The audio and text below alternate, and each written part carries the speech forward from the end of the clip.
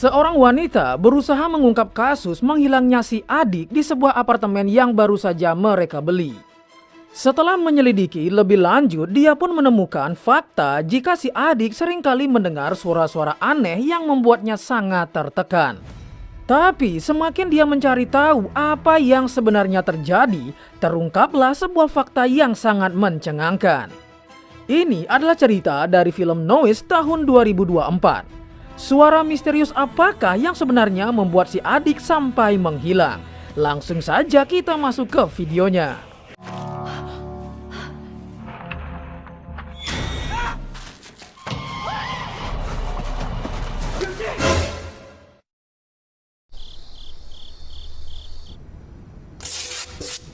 Di awal film, kita diperlihatkan dengan seorang wanita yang bernama Juhi sampai memasang busa peredam pada plafon apartemennya. Hal itu dia lakukan karena sudah sering mendengar suara seperti anak kecil yang sedang berlarian. Tentunya suara itu membuatnya susah tidur bahkan sampai stres. Dia yang sudah muak sampai merekam suara tersebut agar bisa dijadikan barang bukti. Tapi yang dia dengar malah suara gigi yang bergesekan. Tidak lama telepon di sana berdering. Setelah dia mengangkatnya, dia hanya mendengar suara anak kecil yang menangis. Dan tiba-tiba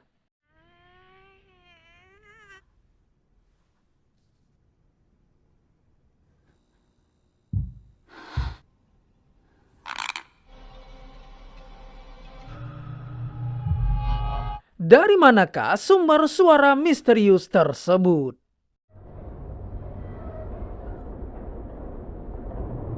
Kemudian kita beralih ke seorang wanita yang bernama Juyong yang memiliki keterbatasan dalam pendengaran.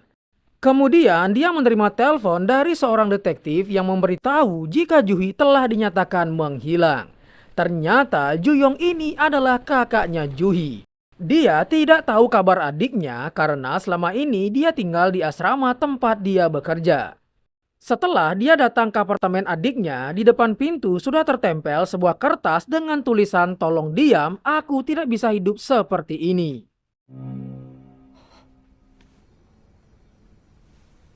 Ketika berada di dalam, dia mendapati kondisi apartemen yang sangat berantakan. Dia juga sempat mengingat jika sebelumnya Juhi memang sudah stres dengan suara yang selalu dia dengar. Dia sangat ingin mendapatkan bukti jika suara itu sengaja dibuat agar dirinya susah beristirahat. Karena Juyong tidak mendengar suara apapun, dia meminta adiknya untuk berhenti. Juhi yang kesal pun kembali masuk ke kamarnya dan terlihat Juhi ini berjalan pincang. 내가 이번엔 무조건 증거 남길 거야. 그만하라고! 여기 이제 우리 집이야.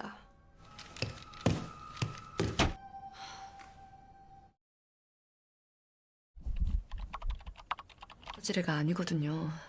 그죠. Kemudian berdasarkan informasi yang dia dapatkan, Juyong pergi untuk menemui pacar adiknya yang bernama Ki-hun. Dia meminta Ki-hun menghubunginya jika tahu sesuatu terkait adiknya. Malam harinya saat beres-beres dia menemukan ponsel adiknya yang lobet. Ketika mencari chargernya, dia malah dikagetkan dengan lantai kamar yang terlihat menghitam. Disusul dengan suara misterius yang kembali muncul. Tidak lama telepon di sana berbunyi. Ternyata telepon itu berasal dari penghuni apartemen yang berada di bawah apartemennya. Si pria dengan tatapan kosongnya kemudian memohon pada Juyong untuk tidak berisik karena dia sangat merasa terganggu. Dia kemudian mengatakan, "Tolong diam sebelum aku merobek mulutmu dan pergi dari sana." Tentu saja mendengar perkataan pria itu seketika membuat Juyong ketakutan. Padahal dia tidak membuat suara apapun. Ketika si pria itu pergi, terlihat ada sosok jurik ireng di lorong tersebut.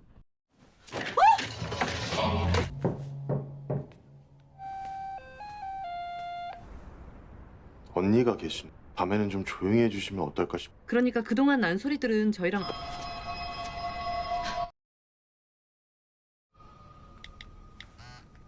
Setelah mengecas HP adiknya, dia kembali dipusingkan karena tidak tahu password dari ponsel tersebut. Keesokan harinya, dia kembali mencari informasi. Kali ini dia bertanya kepada Bapak Satpam yang menjaga area apartemen tersebut. Dari keterangan si paman, Juhi bersikeras jika dia mendengar suara berisik seperti anak kecil yang berlarian di apartemennya.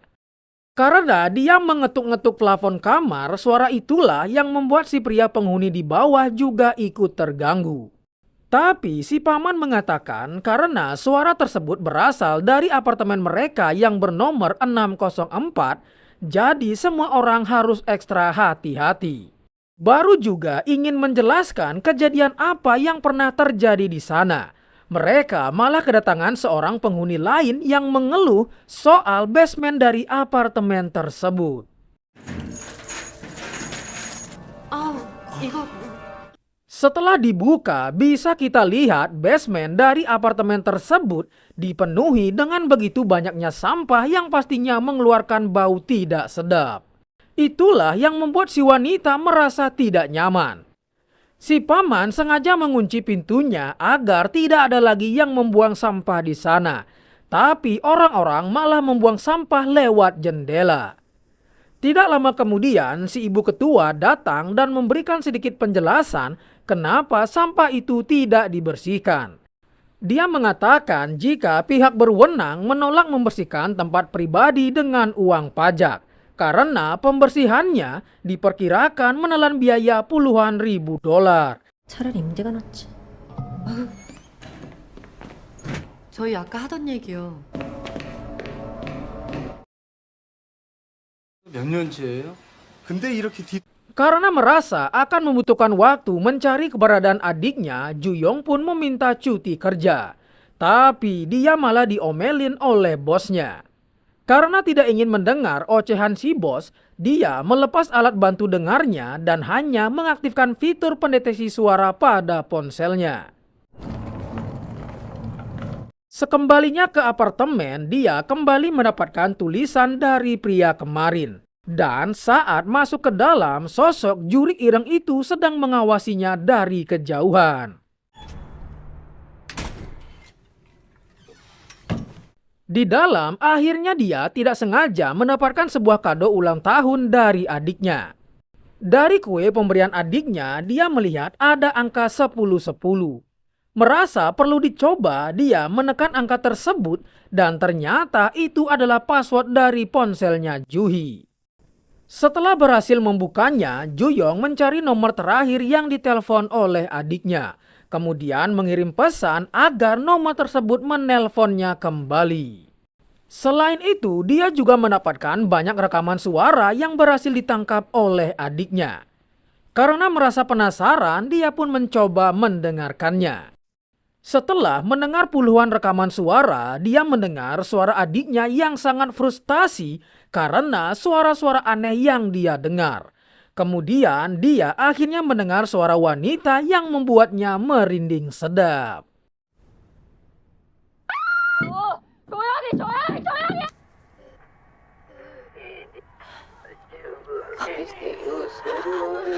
들려?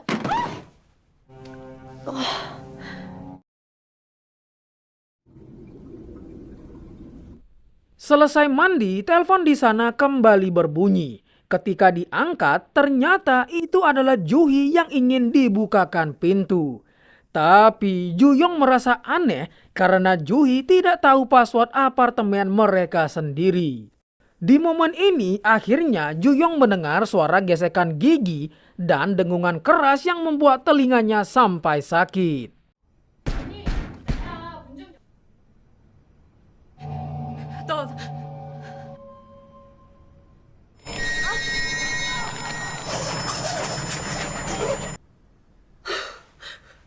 Keesokan harinya, Ki-hun akhirnya datang untuk menemui Juyong. Di tengah-tengah obrolan mereka, tiba-tiba ponsel milik Juhi berdering. Ternyata itu adalah panggilan dari nomor kemarin setelah Juyong memintanya menelpon balik. Nomor itu ternyata berasal dari pihak pengelola apartemen mereka. Alasan Juhi menelpon ke sana karena dia ingin tahu apakah pernah terjadi sesuatu di apartemennya.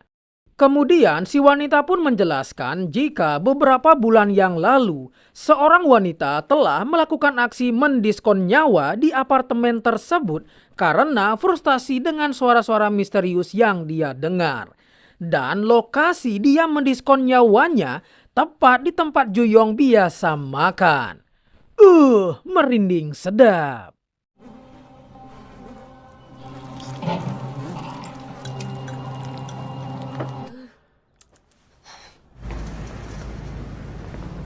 Sepulangnya ke rumah, Ki-hun membuat sebuah selebaran orang hilang untuk Ju-hee. Kemudian Ju-yong kembali berkomunikasi dengan si detektif. Dia menjelaskan jika dirinya berhasil membuka ponsel adiknya. Dia juga melaporkan si pria yang mengancamnya. Si detektif kemudian mengatakan karena itu adalah apartemen tua, jadi hanya ada satu jalan keluar. Kemudian dari CCTV, Ju-hee sama sekali tidak terlihat pergi dari apartemen tersebut. Dia sama sekali tidak terekam di hari menghilangnya. Hal itu pun semakin diperkuat karena semua barang-barangnya masih ada dalam apartemen. Ju-yong terus mendesak si detektif untuk menggeledah kamar dari si pria yang mengancamnya karena dia memiliki firasat jika dialah yang menculik adiknya. Tapi karena tidak adanya bukti, si detektif tidak bisa melakukan hal tersebut. 저희 아랫집 504호 남자가 CCTV요? 더더욱이 504호를 찾아봐야죠. 그럴까요? Selesai membuat selebaran, Ki-hun kemudian izin untuk pulang. Tapi telepon di sana kembali berbunyi. Ternyata dari luar si pria itu kembali datang dan menyuruh Ju-yong untuk diam. Melihat gelagatnya yang aneh, Ki-hun memperingatkan Ju-yong agar tidak membukakan pintu jika si pria kembali datang. Karena dia sangat yakin si pria menyembunyikan pisau di tangannya. 문 열어주지 마세요.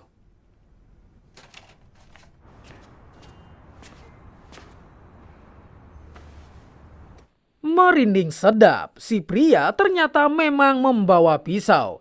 Entah suara apa yang dia dengar sampai membuatnya terlihat mulai gila.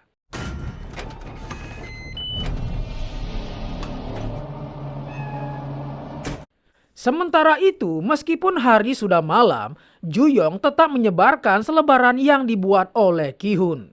Di sana dia melihat seorang anak kecil yang terus menatap ke arah basement apartemen. Ketika sedang melihat ke dalam basement, dia disapa oleh seorang wanita penghuni apartemen 804. Si wanita kemudian mengajak Ju-yong untuk mengobrol. Dia mengatakan aksi yang dilakukan oleh Ju-yong untuk mencari adiknya pasti tidak disukai oleh ibu ketua. Karena 2 hari lagi akan ada aksi unjuk rasa untuk rekonstruksi bangunan apartemen yang sudah tua. Jadi jika orang-orang tahu ada orang hilang di kawasan apartemen tersebut, maka akan sulit mendapatkan persetujuan rekonstruksinya. 머리채까지 잡았어.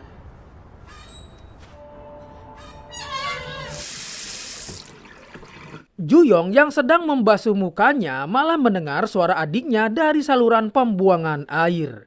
Tiba-tiba Ju-hee kembali pulang meskipun dengan kondisi yang sangat ripuh. Tapi semua itu hanya halusinasi yang dia lihat. Bahkan dia melihat jika adiknya sudah tewas tergantung.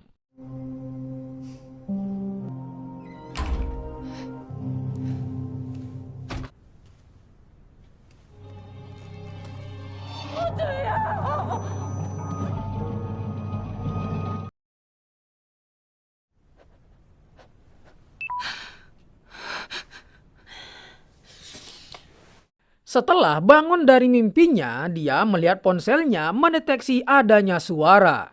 Tapi suara yang ditangkap mengeluarkan kata-kata yang sangat aneh, yang mulai membuat Ju-yong merinding sedap. Ketika dia melihat ke arah jendela, dia pun sangat ketakutan setelah melihat bayangan sosok perempuan dengan jari yang panjang. Tapi situasi semakin mencekam ketika dari luar si pria yang sudah mulai gila kembali datang sambil membawa pisau.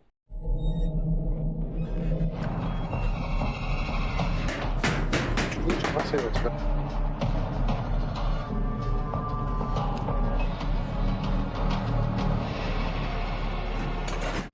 pria yang kembali ke kamarnya lagi-lagi mendengar suara dari apartemennya Juyong.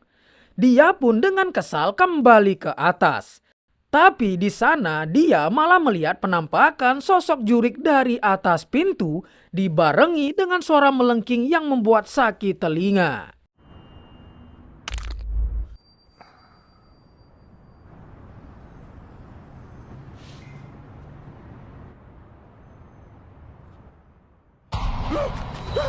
Setelah di jumpscare oleh jurik tersebut, dia yang awalnya terlihat serem langsung menjadi kicep dan lari sekencang-kencangnya. Tapi saking ketakutannya, dia malah terpleset dan jatuh ke bawah yang membuatnya langsung tewas.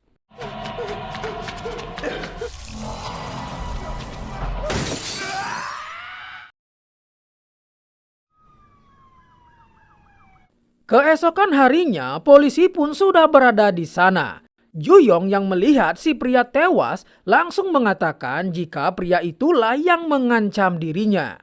Dia kembali menyuruh si detektif untuk memeriksa kamarnya karena dia menduga Juhi pasti ada di sana. Tapi si detektif mengatakan jika timnya sudah menggeledah kamar si pria dan tidak menemukan apapun. Melihat tingkah si Juyong, ibu ketua mulai memperingatkannya karena dia tidak ingin rekonstruksi apartemennya ditolak. Dia mengatakan tingkah Juyong sama anehnya dengan penghuni sebelumnya. 그렇게 알아.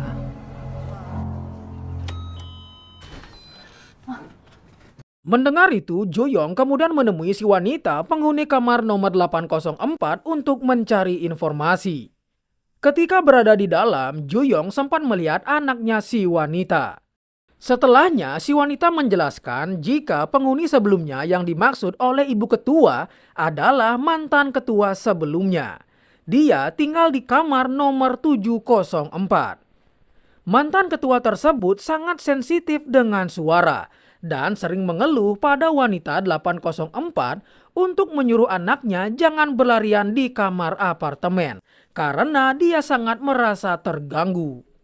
Akibat frustasi dengan suara yang dia dengar, dia tanpa sadar juga membuat suara berisik yang mengganggu penghuni di bawahnya. Si pria yang sudah sangat terganggu dengan suara yang dibuat oleh si mantan ketua, hari itu kembali datang sambil membawa palu dan langsung menggamplok si mantan ketua sampai sekarat. Sebelum tewas, si mantan ketua terus mengetuk tembok untuk meminta bantuan sambil menggesekkan giginya dengan keras. Sedangkan untuk si pria, karena takut dipenjara, dia tiba-tiba malah menghilang. Kemudian Juyong bertanya, lantas siapa orang yang tinggal di atas apartemennya, tepatnya di kamar 704. Si wanita 804 mengatakan jika unit tersebut sudah lama kosong. Mendengar hal itu, Juyong kembali merinding sedap karena dia jelas-jelas mendengar suara dari unit tersebut. Sebelum kembali ke apartemennya, dia meminta Ki-hun untuk menyelidiki pembunuhan yang dulu terjadi di unit 704.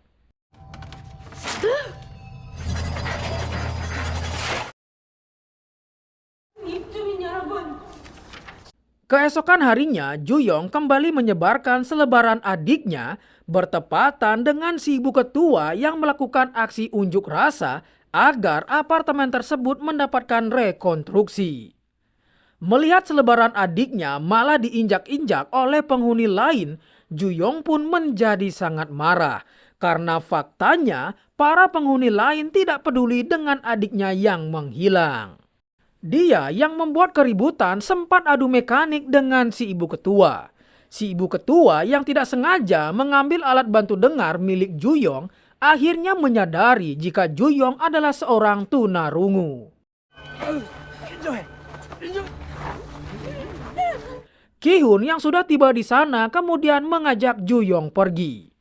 Berdasarkan informasi yang Ki-hun dapatkan, dia menduga jika si pria yang menghabisi mantan ketua dulu mungkin masih ada di apartemen tersebut karena dia tidak pernah tertangkap CCTV di luar gedung.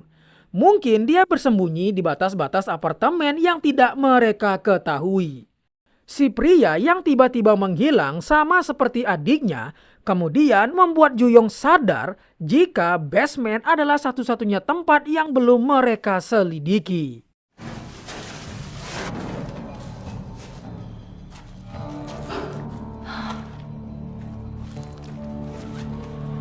Karena menemukan dua jalan, mereka pun memutuskan untuk berpencar. Ki-hun yang sampai di sebuah tempat langsung dikagetkan setelah melihat tubuh seseorang. Setelah dicek lagi, ternyata itu adalah si pria yang telah menghabisi mantan ketua dulu. Karena baju yang dia pakai sama dengan baju yang dulu dia pakai setelah melakukan aksinya. Dan faktanya si pria tersebut sudah lama tewas. Ki-hun yang mendengar suara melengking terlihat kerusupan oleh arwah si pria.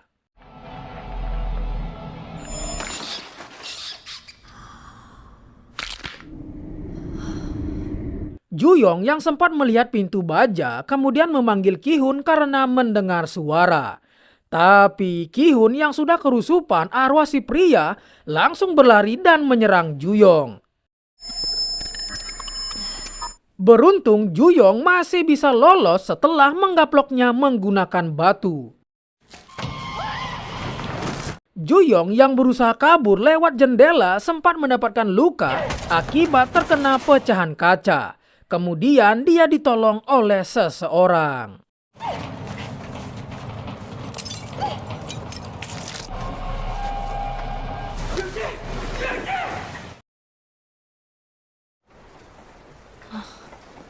Singkat waktu, ternyata orang yang menolong Ju-yong adalah si ibu ketua.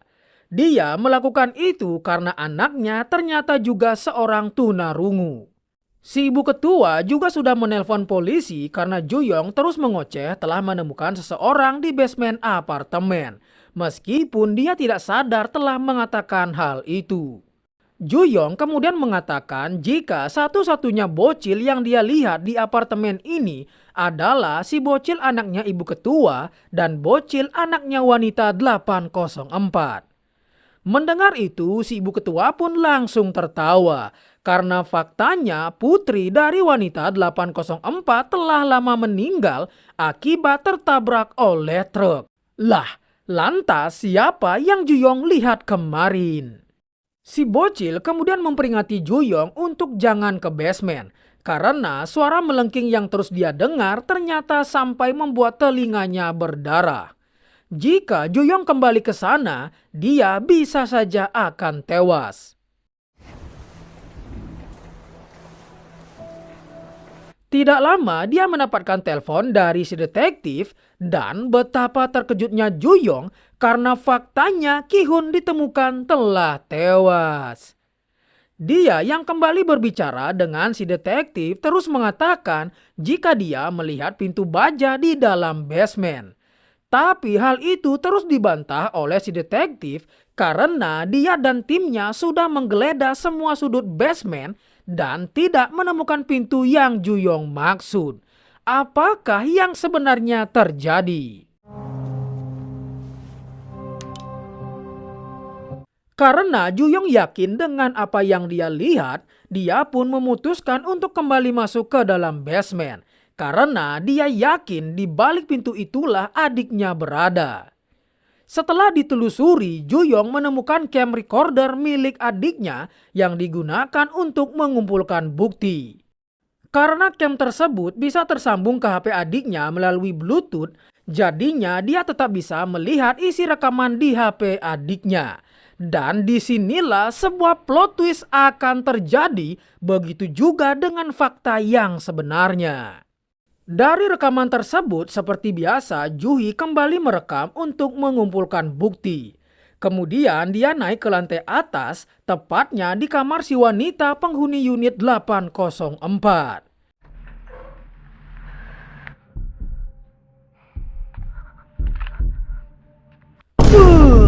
Terjawab sudah, dari mana sebenarnya sumber suara tersebut? Ternyata si wanita 804 adalah dalang di balik semuanya. Dia sengaja memasang alat yang merupakan sumber suara tersebut yang terdengar sampai ke lantai di bawahnya. Dan yang lebih mencengangkan lagi, ternyata si wanita 804 selama ini tidak bisa menerima kenyataan jika putrinya telah tewas dan selalu halu melihat putrinya. Mengetahui fakta tersebut, Juhi langsung ngebret kabur dari sana. Tapi apesnya dia berhasil ditangkap.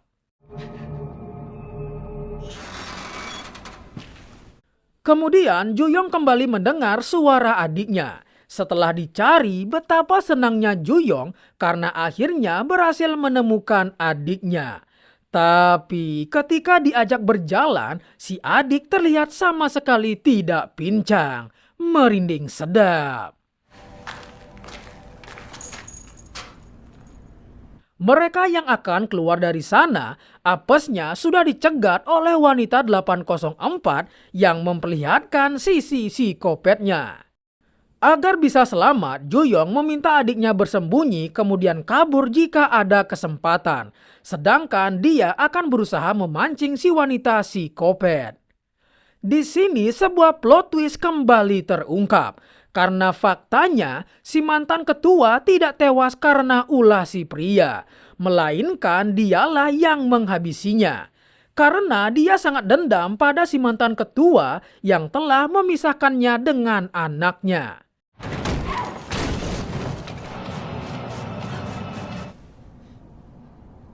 Dia yang berusaha bersembunyi kembali mendengar suara gesekan gigi dibarengi dengan suara melengking. Sudah bisa dipastikan itu adalah tanda kemunculan arwah dari wanita si mantan ketua.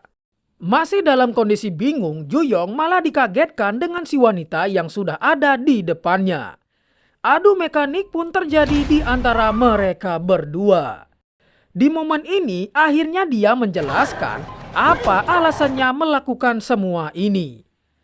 Karena orang mengeluhkan suara anaknya yang berlarian di dalam kamar, dia pun memutuskan untuk mengajak anaknya bermain di luar. Tapi naasnya putrinya malah tewas tertabrak oleh truk.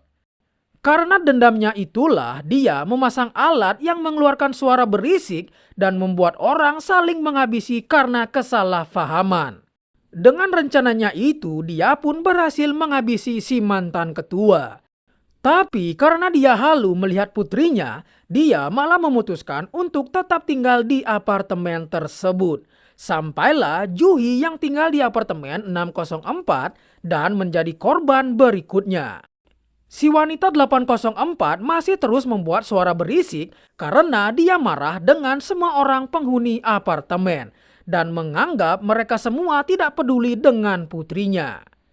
Mendengar adiknya telah dihabisi, tentu saja Juyong langsung membantahnya karena dia baru saja menyelamatkannya. Si wanita 804 hanya tertawa dan mengatakan jika Juyong sama seperti dirinya. Tapi arwah si mantan ketua yang sudah lama ingin menuntut balas kemudian menampakkan dirinya dan langsung menyerang si wanita 804. Momen ini digunakan oleh Juyong untuk kabur dari sana.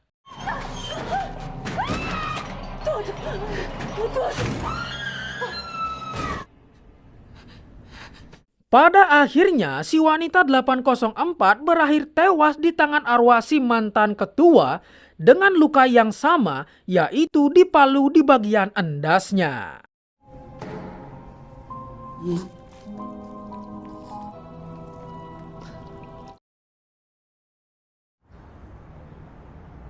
Singkat waktu, seorang wanita yang baru saja menempati unit 704 datang menemui Juyong untuk menyapanya sebagai salam perkenalan. Ketika si wanita bertanya apakah Juyong tinggal sendirian, dengan percaya dirinya dia mengatakan jika dia tinggal bersama adiknya.